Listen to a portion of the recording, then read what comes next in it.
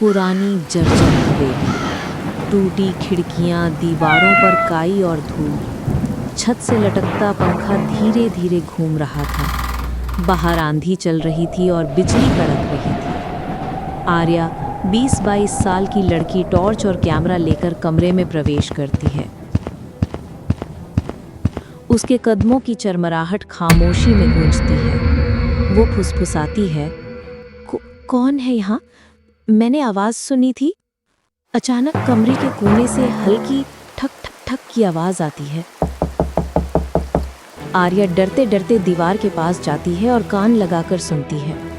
धीमी कंपकपाती आवाज़ सुनाई देती है।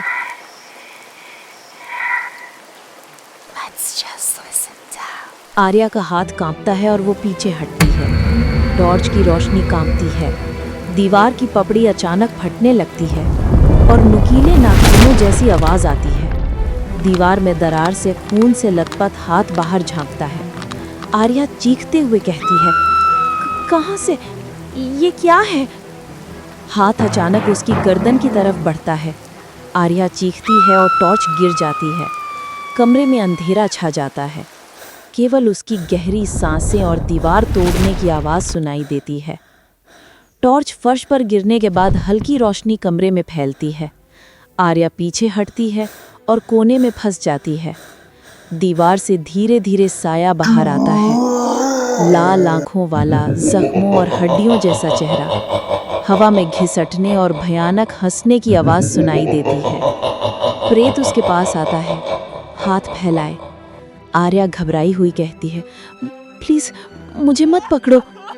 आर्या फर्श से पुराना दर्पण उठाती है। दर्पण में प्रेत की उल्टी छवि दिखाई देती है और वो उसके पीछे खड़ा होता है। आर्या कमरे में इधर उधर दौड़ती है। प्रेत उसके पीछे पीछे आता है। दीवारों और फर्श पर खुरचने की आवाज़ गूंजती है। आर्या की आंखें डर से खुली रह जाती हैं।